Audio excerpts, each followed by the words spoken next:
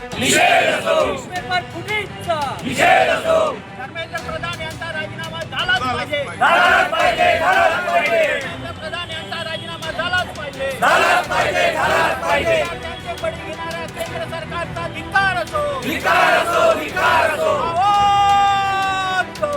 महाविकास आघाडीचा विजय असो, विजय असो, विजय असो, आणि आवाज कुणाचा, ही ताकद कुणाची, अरे कमी शिकलेल्या सरकारचं करायचं काय, खाली मुंडकं वरते पाय, कमी शिकलेल्या सरकारचं करायचं काय, खाली मुंडकं वरते पाय, गरीबार सरकारचं करायचं काय. खाली मुंडकं वरते पाय. आज अमरावती शिवसेना उद्धव बाळासाहेब ठाकरे पक्षाच्या वतीने 2 दिवसापूर्वी दिल्लीमध्ये आपल्या भारताचे शास्त्रज्ञ तसेच ज्येष्ठ नागरिक सोनम वांगचुक यांनी जो 20 दिवसापासून जो उपोषण केलं होतं की भारतामध्ये नीट परीक्षा ही नीट घेतली झाली नाही आहे. का बरं? तर पेपर फुटी होत आहे आणि जे विद्यार्थी आहेत त्यांच्या स्वप्नांचा चूरचूर होत आहे, त्यांचे स्वप्न भंग केला जात आहे. ती परीक्षा सरकार हाताळू शकलं नाही. त्यानंतर जी दुसरी परीक्षा झाली त्या परीक्षेमध्ये सुद्धा निकाल जो आला आहे त्यामध्ये सुद्धा खूप सारी तफावत निर्माण झालेली आहे.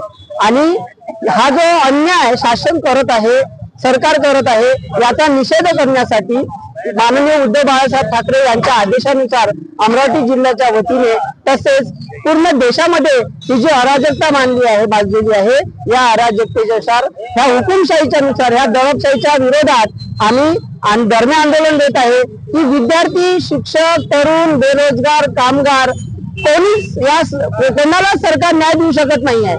एकही घटक असा जो नाही आहे ज्या घटकाला सरकारने न्याय दिलेला आहे. विद्यार्थी सगळ्यात जास्त या जुलमी सरकारचा अन्याय सहन करत आहे. मग प्राथमिक शाळेचे विद्यार्थी असो की कॉलेजचे विद्यार्थी असो, आज आपल्या देशातल्या 95,000 मराठी शाळा ह्या बंद पडलेल्या आहे. याची काळजी सरकारला नाही आहे, परंतु सरकारला SIR करायचं आहे. मग शिक्षकांनी, विद्यार्थ्यांनी शिकायचं की निवडणुकीच्या कामाला लागायचं. आता आमची शिक्षकांची अशी मागणी आहे की शासनाने विद्यार्थ्यांना सुद्धा सरच्या कामाला लावून द्यावं. त्यांनी नाही शिकलं पाहिजे. ही भावना जर सरकारची असेल तर आपला देश कोणत्या मार्गावर चाललेला आहे हे सरकारने लक्षात घ्यायला पाहिजे. विद्यार्थ्यांना शिकू द्यायचं नाही म्हणून आम्ही घोषणा करत आहे की हे सरकार अनपढ आहे. हे सरकार अनपढ आहे म्हणूनच यांना, या देशातील नागरिकांना अनपढ बनवायचं आहे, या विद्यार्थ्यांना अनपढ बनवायचं आहे आणि आपला देश हा अराजकतेच्या मार्गाने चाललेला आहे. आज पूर्ण देश हा संघर्ष करण्यास तयार आहे. दिल्ली पूर्ण ही जाम झालेली आहे. कारण सरकार एक आंदोलन हाताळू शकत नाही. एका व्यक्तीला तुम्ही न्याय देऊ शकत नाही, एका घटकाला न्याय देऊ शकत नाही. म्हणून या सरकारचा आम्ही जाहीर धिक्कार करतो. जेणेकरून जाग आली पाहिजे, सरकारला समजलं पाहिजे की देशाचं भविष्य जर तुम्ही घडवू शकत नाही तर तुम्ही काहीच करू शकत नाही. म्हणून आम्ही या सर्व घटनेचा शिवसेना उद्धव बाळासाहेब ठाकरे पक्षाच्या वतीने जाहीर धिक्कार करतो. धन्यवाद.